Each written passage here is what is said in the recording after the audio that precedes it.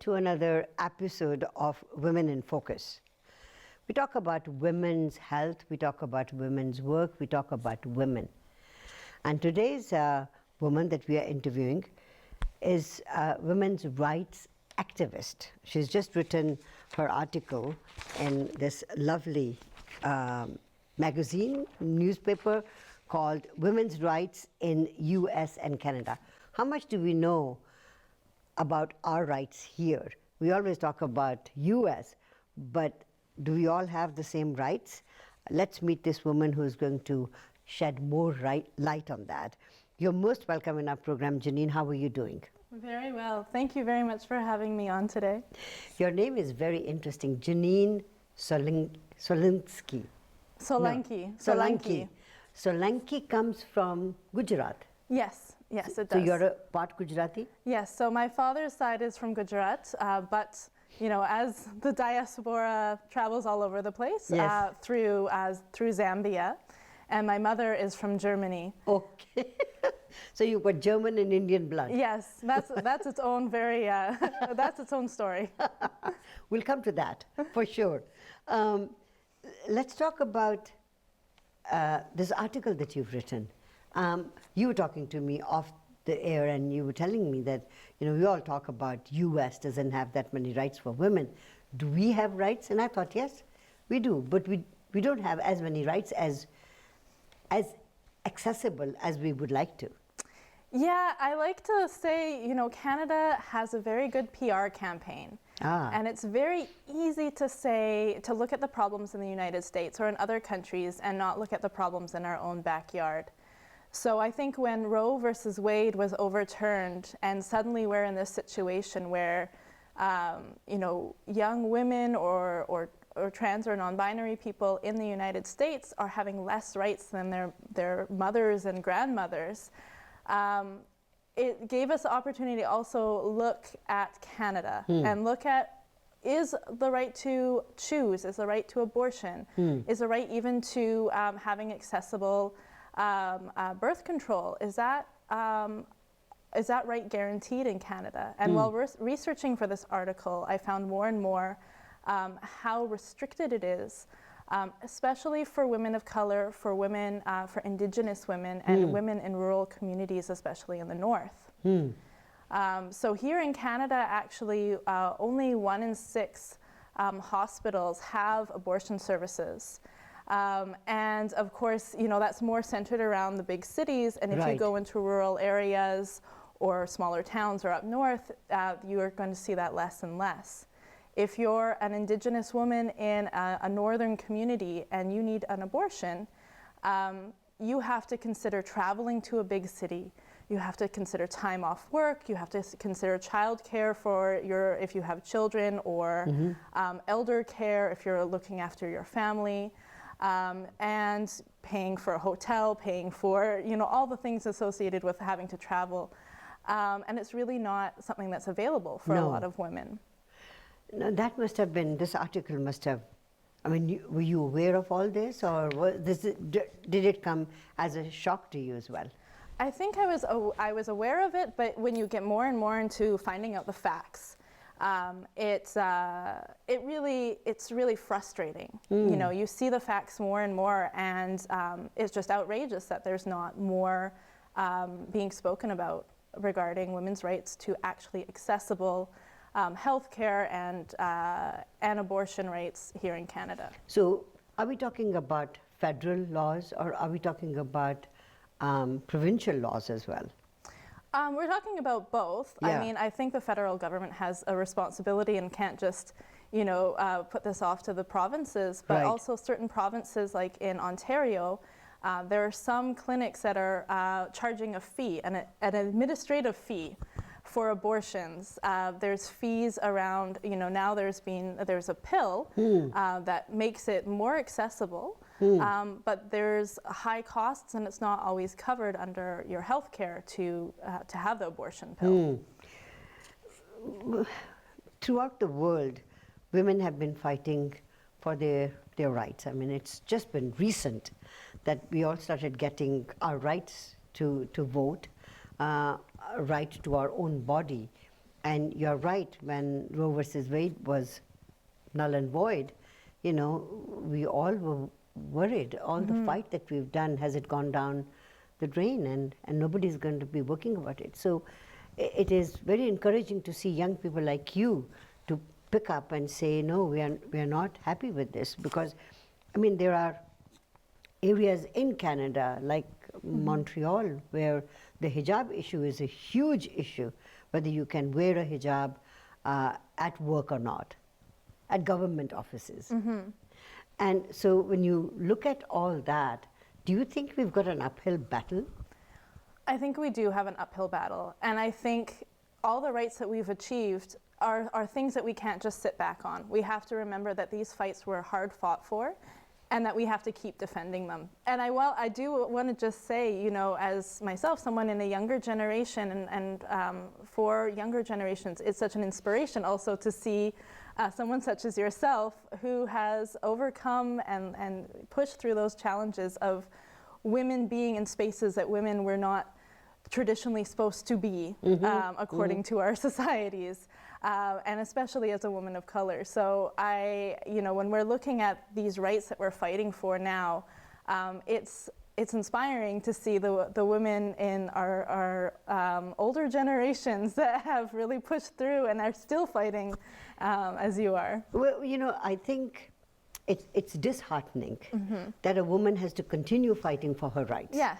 Don't you think some people will get so tired and say, okay, we are not, that's it, just done?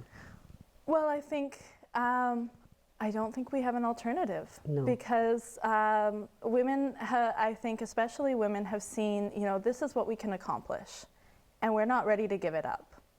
And I think for the issue in Quebec, for women, and the Bill 21 that was recently, well, not so recently, but in recent years past, you're seeing women that are, you know, can be amazing teachers or lawyers or, you know, other public-facing jobs that are being denied that.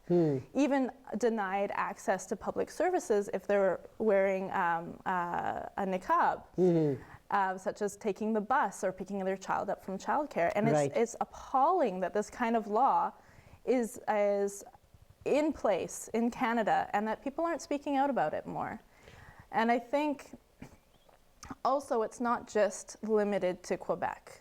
We know that unfortunately racism, especially against all people of color, but especially women, you know, wearing their faith very visibly, if they're wearing the hijab or other kind of head coverings, they're facing this more and more. It's on the increase in recent years across Canada, not just in Quebec.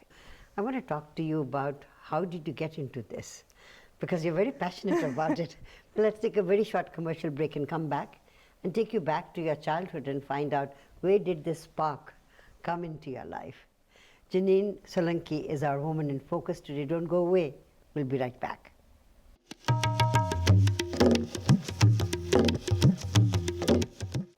Welcome back to Women in Focus.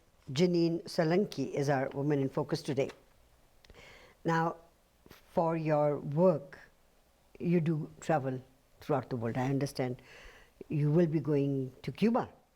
Yes, so in Cuba next weekend there's a conference of left publications and progressive newspapers and publications. So myself and others from the Fire This Time movement for social justice will be going there and representing Fire This Time newspaper. And actually we've traveled to Cuba quite a bit. Why Cuba?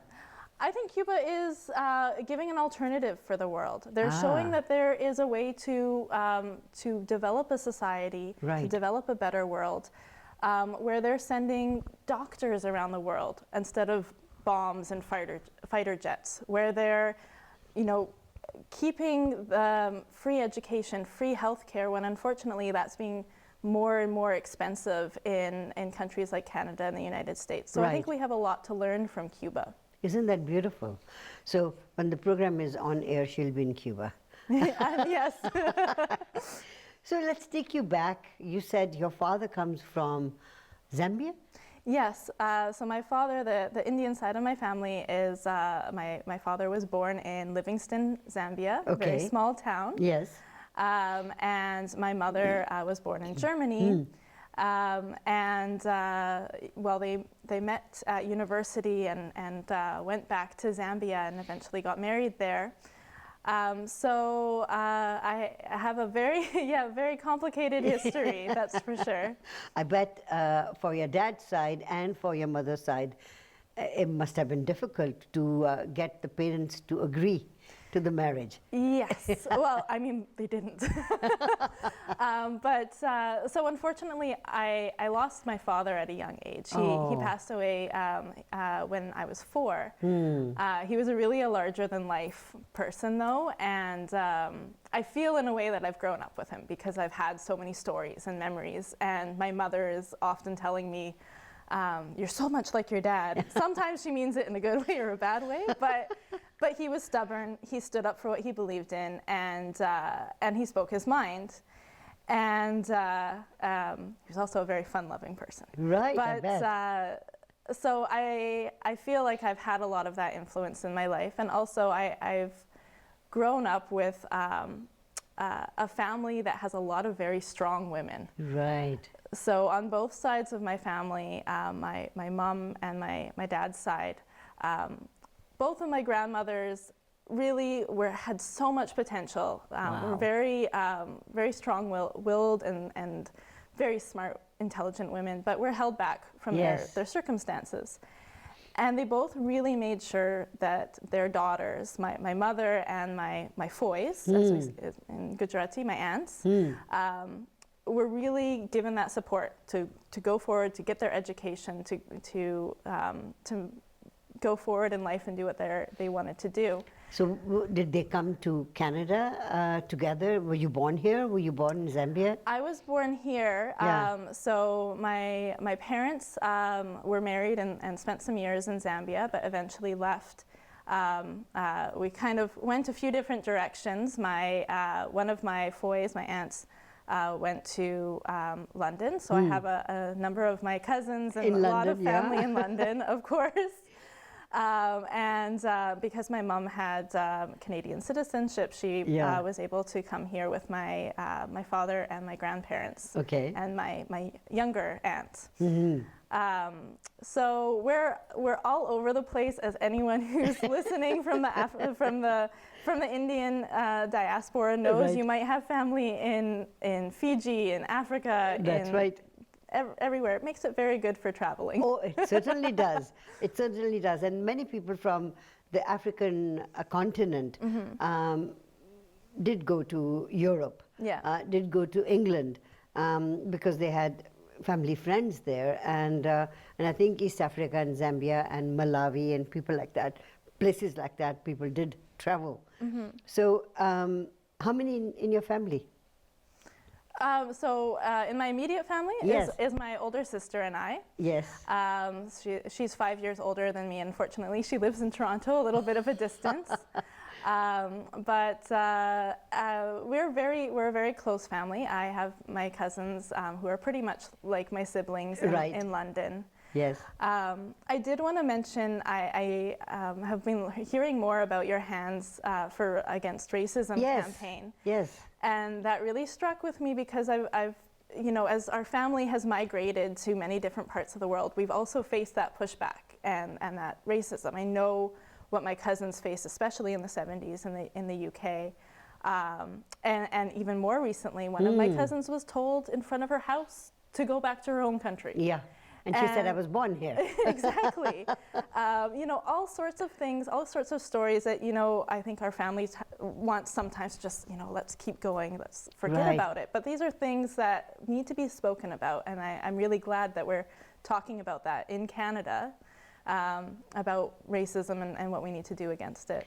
Well, this year's, and you're the first person to find out through this program that this year, Raise Your Hands Against Racism is going to be on the 19th of March. The program will culminate on that day. Usually it coincides with Holi, but after COVID, it was very difficult to find a venue where you could hold it, and I hope that you will be a part of that event as well. I want to talk about where do you see yourself going next, you know, and so let's take a very short commercial break and come back. Janine Solanki is our Woman in Focus today. Don't go away. We'll be right back.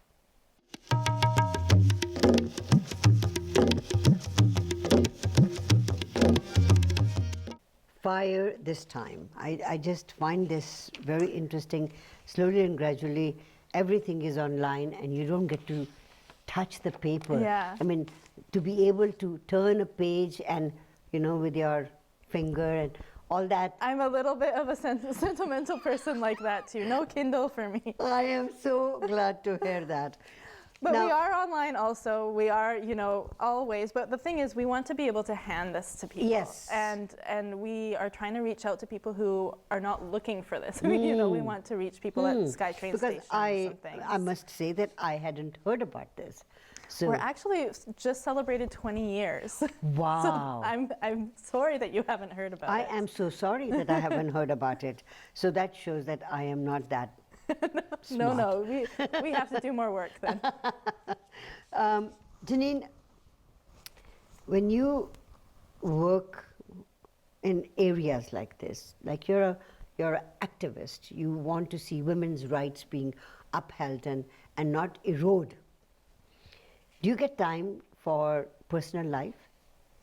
Yes, of course. I think it's important, and you know, in our organizations, in Fire This Time Movement for Social Justice, and quite frankly, many different organizations, because when you get involved in one thing regarding social justice, there's so many different connections. Whether it's anti-war. Yes. I'm also on the executive committee of Mobilization Against War and Occupation, Wow. MAO, here, anti-war coalition here in Vancouver. Right. And part of a Canada-wide network for peace and justice. You know, also involved in climate action, and also, as we talked about, Cuba, solidarity with Cuba, Yes. and organizing against the U.S. blockade on Cuba. So there's a lot of different issues, but you always do have to find time to, you know, to relax, to have fun, to spend time with your friends and your family. That's always, of course, very important. So have you found someone who's like-minded? Yes, in your life? Yes, I have. I think it's interesting to meet people during COVID, but Yes. Yeah, I met a very wonderful partner who shares a lot of these ideas with me. Lovely, that's great. Are we going to see wedding bells happening soon? Perhaps. That'll be great. People have been worried about the war that is going on in Russia and Ukraine. What do you think about that war? I think there are a lot of other players that we need, as people in Canada, we need to be talking about. Canada, as part of NATO, has been sending military weapons. You know, this is a war. People are being killed, and it's something that needs to be stopped. And sending weapons, sending arms, fueling this war, like Canada and NATO and the United States has been doing, is just dragging this out and causing more suffering. We need to say, you know, an end to sending weapons, and that NATO should be pushing for negotiations, and that negotiations should be the next step. So, say for example, being the devil's advocate, that we don't send any weapons. Wouldn't, I mean, when we see buildings being destroyed by mortar or bombs, and don't you think the people that are helpless there and don't have any weapons would probably be annihilated? I think we have to take a bigger view and say, you know, there have been buildings, there have been so many people killed in Iraq, in Afghanistan, in Libya, in Yemen.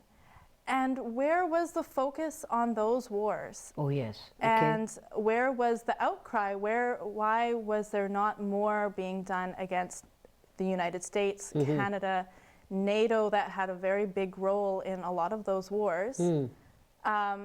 And now NATO is involved in this war, through more kind of backdoor means, but through, fueling this war through weapons and really support of this war, instead of saying we need to negotiate and end this war. Right. Because this war did not start a year ago.